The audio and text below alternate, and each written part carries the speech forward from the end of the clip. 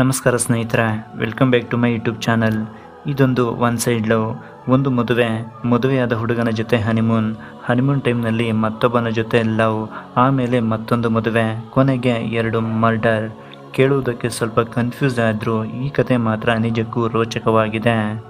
ಕರ್ನಾಟಕದ ಬೆಳಗಾವಿಯ ಅಥಣಿ ತಾಲೂಕಿನ ಕುಕುಟನೂರು ಗ್ರಾಮದ 19 ವರ್ಷದ ಯುವತಿ ಹೀನಾ ಮೆಹಬೂಬ್ ಎಂಬ ಯುವತಿಯನ್ನು ಅದೇ ಗ್ರಾಮದ ತೌಫಿಕ್ ಶೌಕತ್ ಎಂಬಾತ ಪ್ರೀತಿಸಿ ಮದುವೆಯಾಗಿದ್ದ. ಇಬ್ಬರು ಒಬ್ಬರಿಗೊಬ್ಬರು ಇಷ್ಟಪಟ್ಟೆ ಮದುವೆಯಾಗಿದ್ದರು. ಆದರೆ ಇದೊಂದು ಒನ್ ಸೈಡ್ ಲವ್ ಆಗಿತ್ತು.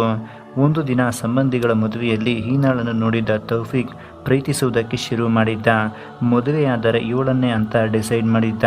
ಹೀನಾಗೆ 19 ವರ್ಷ ಆಗಿದ್ದು ಅವಳು ಓದುತ್ತಿರುವುದರಿಂದ ಅವಳ ಓದು ಮುಗಿದ ಮೇಲೆ ಮದುವೆ ಮಾಡೋಣ ಅಂತ ಹೀನಾಳ ಪೋಷಕರು ಹೇಳುತ್ತಾರೆ. ಆದರೆ ತೌಫಿಕ್ ಕುಟುಂಬಸ್ಥರು ಹೀನಾ ಪೋಷಕರನ್ನು ಒತ್ತಾಯಿಸಿದ್ದರಿಂದ ಇವರಿಬ್ಬರ ಮದುವೆಯು ನಿಶ್ಚಯವಾಗುತ್ತದೆ. ತೌಫಿಕ್ ಅಂದರೆ ಹೀನಾಗೂ ಇಷ್ಟ ಇರುತ್ತೆ. ಈ ಮೂಲಕ ತೌಫಿಕ್ ಆಸೆ ನೆರವೇರಿತು. ವರದಕ್ಷಿಣೆ ಬಗ್ಗೆಯೂ ಕೂಡ ಮಾತುಕತೆ ನಡೆದಿರುತ್ತೆ. ಹೀನಾ ತಂದೆ ತಾಯಿಯೂ ಕೂಡ ಅಳಿಯ ತೌಫಿಕ್ಗೆ ಭರ್ಜರಿಯಾಗಿಯೇ ವರದಕ್ಷಿಣೆ ಕೊಟ್ಟು ಮದುವೆ ಮಾಡಿಸಿರ್ತಾರೆ. ಚಿನ್ನ ಮನೆ ಅಂತ ಎಲ್ಲನೂ ಕೊಟ್ಟು ಹೀನಾಳನ್ನು ಗಂಡನ ಮನೆಗೆ ಕಳುಹಿಸಿದ್ರು. ತೌಫಿಕ್ಗೆ ಹೀನಾಳ ಮೇಲೆ ಎಷ್ಟು ಪ್ರೀತಿ ಇತ್ತು ಅಂದರೆ ಮದುವೆಯಾದ ದಿನವೇ ಅವಳ ಹತ್ತಿರವಿದ್ದ ಕೀಪ್ಯಾಡ್ ಫೋನ್ ಬದಲಿಗೆ ಹೊಸ ಫೋನನ್ನು ಕೊಡಿಸಿದ್ದನು ತೌಫಿಕ್ ಅಂದುಕೊಂಡಂತೆ ಮದುವೆಯಾಗಿತ್ತು. ಅದು ಕೂಡ ತಾನು ಇಷ್ಟಪಟ್ಟ ಹುಡುಗಿಯ ಜೊತೆ. ಹೀಗೆ ತೌಫಿಕ್ ತನ್ನ ಜೀವನ ಹಾಯಾಗಿ ನಡೆಯುತ್ತಿದೆ ಅಂತ ಅಂದುಕೊಂಡಿದ್ದ. ತೌಫಿಕ್ ಅಂದುಕೊಂಡಂತೆ ತನ್ನ ಜೀವನದಲ್ಲಿ ಎಲ್ಲನೂ ನೆರವೇರಿತ್ತು. ಹೀಗಾಗಿ ಹತ್ತಿರದ ದರ್ಗಾಗೆ ಹೋಗಿ ಬರೋಣ ಅಂತ ಕ್ಯಾಬ್ ಬುಕ್ ಮಾಡಿದ್ದ. ಕ್ಯಾಬ್ನಲ್ಲಿ ಹಿಂದೆ ಹೀನಾ ಹಾಗೂ ತೌಫಿಕ್ ತಂದೆ ತಾಯಿ ಕುಳಿತಿದ್ರೆ ಮುಂದಿನ ಸೀಟಿನಲ್ಲಿ ತೌಫಿಕ್ ಕುಳಿತುಕೊಂಡಿದ್ದ. ಹೀಗೆ ದರ್ಗಾಗೆ ಹೋಗುತ್ತಿರುವಾಗ ಕ್ಯಾಬ್ ಡ್ರೈವರ್ ಯಾಸಿನ್ ಜೊತೆ ಹೀನಾಗೆ ಮೊದಲಿಗೆ ಕಣ್ಣ ಪರಿಚಯ ಶುರು ಆಗುತ್ತದೆ. ಕಣ್ಣು ಸಲಗೆಯಿಂದ ಇಬ್ಬರು ಮಾನಸಿಕವಾಗಿ ಹತ್ತಿರವಾಗುತ್ತಾರೆ. ಯಾಸಿನ್ ನೋಡುವುದಕ್ಕೆ ಸ್ವಲ್ಪ ಸ್ಟೈಲಿಶ್ ಆಗಿದ್ದ. ಇದಕ್ಕೆ ಬಿದ್ದು ಹೋಗಿದ್ದಳು ಹೀನಾ. ನನಗೆ ಹೊಸದಾಗಿ ಮದುವೆಯಾಗಿದೆ ಅನ್ನುವುದನ್ನೇ ಮರೆತು ಹೋದ ಆಕೆ ಕಣ್ಣಲ್ಲೇ ಮಾತನಾಡಿಕೊಳ್ಳುತ್ತಿದ್ದಳು. ಯಾಸಿನ್ ಕಣ್ಣು ಹೀನಾಳ ಮೇಲಿತ್ತು. ಹೀನಾ ಅಂದ ಚಂದ ಯಾಸಿನ್ನ ಮತ್ತೇರಿಸುತ್ತಿತ್ತು. ಒಂದು ಕಡೆ ಮದುವೆಯಾಗಿ ಗಂಡ ಪಕ್ಕದಲ್ಲಿದ್ದರೂ ಮತ್ತೊಂದು ಕಡೆ ಕಣ್ಣಲ್ಲೇ ಕ್ಯಾಬ್ ಡ್ರೈವರ್ ಯಾಸಿನ್ ಜೊತೆ ಮೌನ ಸಂಭಾಷಣೆ ನಡೆಸುತ್ತಿದ್ದಳು ಹೀನಾ. ಈತ ಕಾರು ಓಡಿಸುತ್ತಲೇ ಮಿರರ್ನಲ್ಲಿ ನೋಡುತ್ತಾ ಹೀನಾಳನ್ನು ಪಟಾಯಿಸಿಕೊಂಡಿದ್ದ ಯಾಸಿನ್. ಗ್ಯಾಪ್ ಸಿಕ್ಕಾಗಲೆಲ್ಲ ಹೀನಾ ಜೊತೆ ಮಾತನಾಡುತ್ತಿದ್ದ. ಅದೇ ಸೈಕಲ್ ಗ್ಯಾಪ್ನಲ್ಲಿ ಇಬ್ಬರ ಫೋನ್ ನಂಬರ್ ಕೂಡ ಎಕ್ಸ್ಚೇಂಜ್ ಆಗುತ್ತೆ. ಬಳಿಕ ಯಾಸಿನ್ ಜೊತೆ ಹೀನಾಳಿಗೆ ಸಲಿಗೆ ಬೆಳೆಯುತ್ತದೆ. ಇಬ್ಬರು ಏಕಾಂತವಾಗಿ ಮಾತನಾಡಿಕೊಳ್ಳಲು ಶುರು ಮಾಡಿಕೊಳ್ತಾರೆ. ಹೀಗೆ ನೋಡುತ್ತಿದ್ದಂತೆಯೇ ಹೀನಾ ಕ್ಯಾಬ್ ಡ್ರೈವರ್ ಪ್ರೀತಿಗೆ ಫ್ಲಾಟ್ ಆಗಿ ಹೋಗಿದ್ದಳು. ಅಕ್ಕಪಕ್ಕದಲ್ಲಿ ಯಾರೇ ಇದ್ದರೂ ತಲೆ ಕೆಡಿಸಿಕೊಳ್ಳದೆ ಯಾಸಿನ್ ಜೊತೆ ಲಲ್ಲೆ ಹೊಡೆಯುತ್ತಿದ್ದಳು. ಕೇಳಿದರೆ ನಮ್ಮ ಬಂಧುಗಳು ಅಂತ ಕತೆ ಕಟ್ಟಿ ಹೀನಾ ತಪ್ಪಿಸಿಕೊಳ್ಳುತ್ತಿದ್ದಳು. ಹೀಗೆ ಮದುವೆಯಾದ 3 ದಿನಕ್ಕೆ ಯಾಸಿನ್ ಮತ್ತು ಹೀನಾ ಮಾನಸಿಕವಾಗಿ ಒಂದಾಗಿ ಹೋಗಿದ್ದರು. ದೈಹಿಕವಾಗಿ ಒಂದಾಗಲು ಕಾದು ಕುಳಿತಿದ್ದರು. ಮನೆಯಲ್ಲಿ ಇದ್ದರೆ ಏಕಾಂತ ಸಿಗುವುದಿಲ್ಲ ಅಂತ ಹೀನಾಳನ್ನು ಗಂಡ ತೌಫಿಕ್ ಫಾರ್ಮ್ ಹೌಸ್ಗೆ ಕರೆದುಕೊಂಡು ಹೋಗಿ ಎಂಜಾಯ್ ಮಾಡುವುದಕ್ಕೆ ಶುರು ಮಾಡಿದ್ದ. ತೌಫಿಕ್ ಊಹಿಸಿದಂತೆ ಫಾರ್ಮ್ ಹೌಸ್ನಲ್ಲಿ ಇಬ್ಬರಿಗೂ ಏಕಾಂತ ಸಿಗುತ್ತಿತ್ತು. ಇಬ್ಬರು ರಸಮಯವಾದ ಕ್ಷಣಗಳನ್ನು ಕಳೆಯುತ್ತಿದ್ದರು. ಒಂದು ಕಡೆ ಗಂಡನ ಜೊತೆ ಶೋಭನದ ರಾತ್ರಿಗಳನ್ನು ಕಳೆಯುತ್ತಿದ್ದರೆ ಮತ್ತೊಂದು ಕಡೆ ಪ್ರೇಕರ ಯಾಸಿನ್ ಜೊತೆ ಹೀನಾ ಮಾತನಾಡುತ್ತಿದ್ದಳು. ನೀನು ನನಗೆ ಬೇಕು, ಬಂದು ನನ್ನನ್ನು ಕರೆದುಕೊಂಡು ಹೋಗು ಅಂತ ಯಾಸಿನನ್ನು ಪೀಡಿಸುತ್ತಿದ್ದಳು ಹೀನಾ. ಇತ್ತ ಗಂಡ ಬೆಳಿಗ್ಗೆ ಹೊರಗೆ ಹೋದರೆ ಪ್ರೇಕರ ಯಾಸಿನ್ ಫಾರ್ಮ್ ಹೌಸ್ಗೆ ಲಗ್ಗೆ ಇಟ್ಟು ಹೀನಾಳ ಕಾಮದಾಹವನ್ನು ತೀರಿಸುತ್ತಿದ್ದನು. ಯಾರಾದರೂ ಬರ್ತಿದ್ದಾರೆ ಅಂತ ಗೊತ್ತಾದಾಗ ಫಾರ್ಮ್ ಹೌಸ್ನ ಹಿಂದಿನ ಕಾಂಪೌಂಡ್ನಿಂದ ಓಡಿ ಹೋಗ್ತಿದ್ದ. ಇತ್ತ ಗಂಡನ ಜೊತೆ ಮಲಗುವುದಕ್ಕೆ ಮನಸ್ಸಿಲ್ಲದೆ ಅತ್ತ ಪ್ರೇಕರ ಯಾಸಿನ್ ಜೊತೆ ಮಲಗುವುದಕ್ಕೆ ಸಾಧ್ಯ ಆಗದೆ ವಿರಹ ವೇದನೆಯಿಂದ ಪರಿತಪಿಸಿ ಹೋಗಿದ್ದಳು ಹೀನಾ. ಗಂಡ ತೌಫಿಕ್ ಹೀನಾಳಿಗೆ ತಾತ್ಕಾಲಿಕವಾಗಿ ಇಷ್ಟ ಆಗಿದ್ದ ಅಷ್ಟೇ.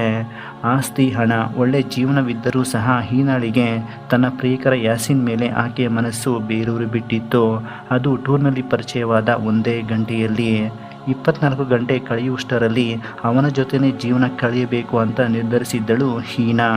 ಒಂದು ದಿನ ತೌಫಿಕ್ ಆಫೀಸ್ಗೆ ಹೋಗಿದ್ದಾಗ ಬಾಯ್ ಫ್ರೆಂಡ್ ಯಾಸಿನ್ ಜೊತೆ ಓಡಿ ಹೋಗ್ತಾಳೆ ಹೀನಾ.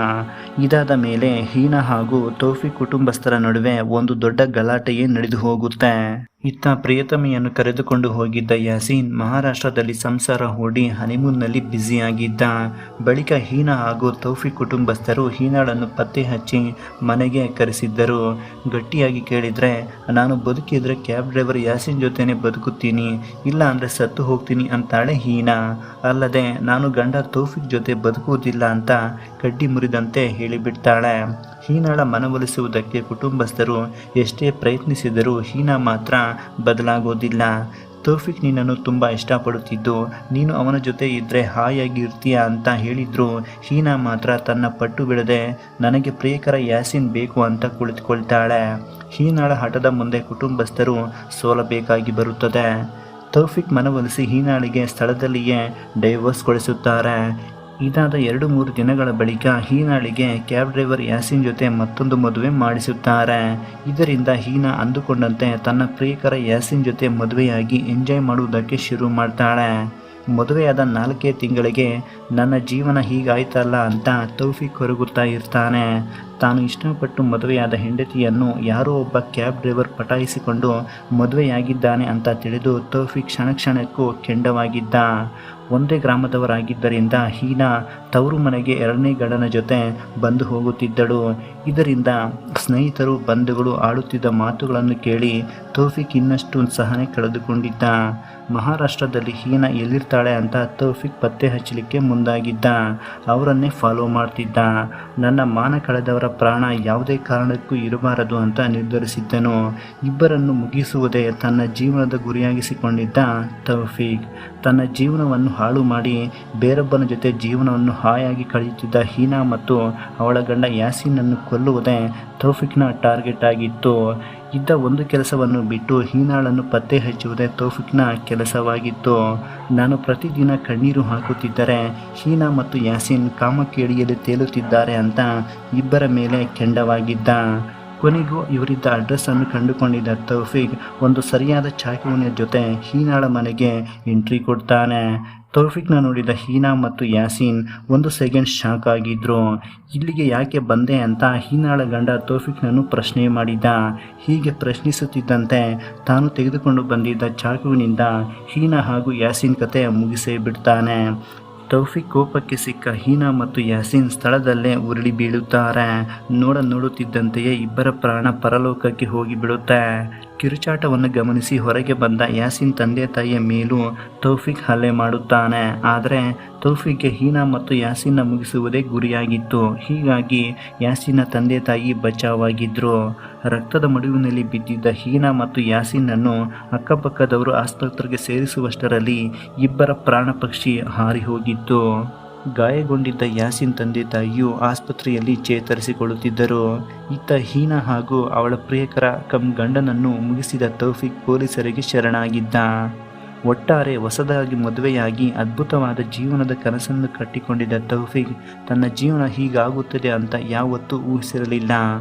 ಇನ್ನು ಹೊಸದಾಗಿ ಮದುವೆಯಾಗಿ ಗಂಡ ಪಕ್ಕದಲ್ಲಿ ಇದ್ದರೆ ಪ್ರಪಂಚವನ್ನೇ ಮರೆಯುವ ಹೆಣ್ಣು ಮಕ್ಕಳಿರುವ ಈ ಕಾಲದಲ್ಲಿ ಹೀನಾ ಮಾಡಿದ ಹೀನಾಯ ಕೆಲಸದಿಂದ ಹಾಳಾಗಿದ್ದು ಮಾತ್ರ ತೌಫಿಕ್ ಜೀವನ. ಒಂದು ಮದುವೆ, ಆಮೇಲೆ ಅಕ್ರಮ ಸಂಬಂಧ, ಇದಾದ ಮೇಲೆ ಇನ್ನೊಂದು ಮದುವೆ, ಕೊನೆಗೆ 2 ಕೊಲೆಗಳ ಮೂಲಕ ಅಂತ್ಯವಾಗಿದ್ದು ಮಾತ್ರ ದುರಂತ. ಈ ವಿಷಯದ ಕುರಿತು ನಿಮ್ಮ ಅನಿಸಿಕೆ ಅಭಿಪ್ರಾಯಗಳನ್ನು ತಪ್ಪದೇ ಕಮೆಂಟ್ ಮಾಡಿ ತಿಳಿಸಿ. ಈ ವಿಡಿಯೋ ನಿಮಗೆ ಇಷ್ಟವಾದರೆ ತಪ್ಪದೇ ಒಂದು ಲೈಕ್ ಕೊಡಿ. ಇಂತಹ ಇಂಟ್ರೆಸ್ಟಿಂಗ್ ವಿಡಿಯೋಗಳನ್ನು ನೋಡಲು ಕೂಡಲೇ ನಮ್ಮ ಚಾನಲ್ ಸಬ್ಸ್ಕ್ರೈಬ್ ಮಾಡಿಕೊಂಡು ಬೆಲ್ ಐಕನ್ನ ಕ್ಲಿಕ್ ಮಾಡಿ. ವಿಡಿಯೋ ನೋಡಿದ್ದಕ್ಕೆ ಧನ್ಯವಾದಗಳು.